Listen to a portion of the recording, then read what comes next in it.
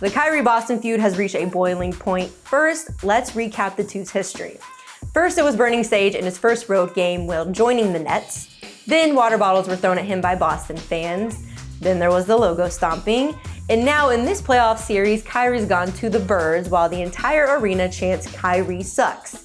It's reached a fever pitch. Literally, they were chanting Kyrie sucks at Boston Red Sox games in Fenway. So obviously the league is trying to simmer down Kyrie by fining him $50K for his actions. But my question for you, Annalise, is how do you go about checking fans during these games? It's definitely a two-way street. Right, Mackenzie, and Boston fans are notorious for being wild, but it's not just them right now. We have fans gluing themselves and chaining themselves to the court, and it's getting out of control. And it's honestly come to the point where we need a TSA pre-check for courtside seats, or at the very least, some more security between the players and the fans. Kyrie is just one person, but how can you discipline a whole group? And I think the only way to do that is to take something away from them. Mm-hmm. If individual Boston fans keep it up, if fans keep rushing the court and doing all these wild, silly things, the NBA should not allow alcohol in the team's arenas until the crowd has shown that they can really handle themselves like adults. Otherwise, this is still going to continue. Moving on to thing number 2, Colin Kaepernick makes his pitch for the NFL. So in a rare camera interview for I Am Athlete, the former Niners quarterback made it clear he still wants to play in the NFL and will even consider a backup quarterback spot. And he says, quote, "It's a $16 billion business. When I first took a knee, my jersey went to number 1. When I did the deal with Nike, their value increased by $6 billion. Billion with a B. So if you're talking about the business side, it makes sense. If you're talking about the playing side, let me compete. You can evaluate me from there," end quote. And Annalise, he's only 34 years old. In quarterback years, he's still got quite a bit left in the tank. What's really stopping this from happening?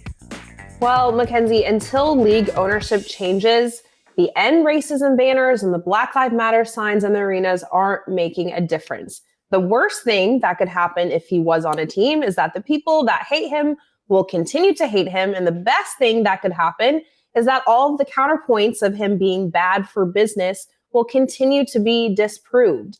The league at its core does not want to change. But I am surprised that the NFL has not prioritized money in this situation like they usually do.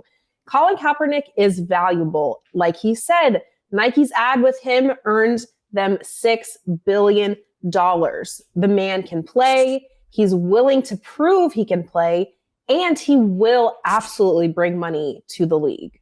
Yeah, and if he's willing to be a backup in the NFL, why not be a starting quarterback in one of these spring leagues? We're very much a visual country. If we see it in our TVs, Cap dominating a spring league. And for example, if I'm a Seahawks fan, I'm calling out the front office.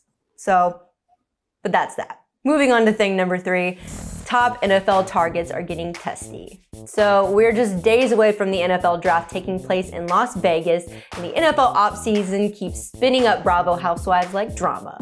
Deebo Samuel, AJ Brown, and Terry McLaurin have all expressed interest in a new deal, but leave it to the family to cause some drama. Deebo's brother posted on Facebook this week that Deebo is going to seek a trade and will no longer be a Niner. So breaking news from Facebook. Annalise, my relationship expert, are we in for some nasty breakups?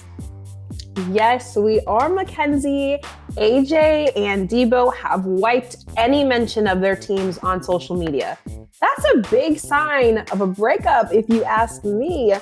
A lot of trades happen on draft night, and we could see some blockbuster moves in Vegas. But speaking of the NFL draft, Mackenzie, I know we have something special brewing. That's right. Next week, we take sports seriously on the road for the NFL draft with a special Friday morning episode that'll recap the first round. We also have some sit-downs with the likes of Aiden Hutchinson and Kayvon Thibodeau, to name a few.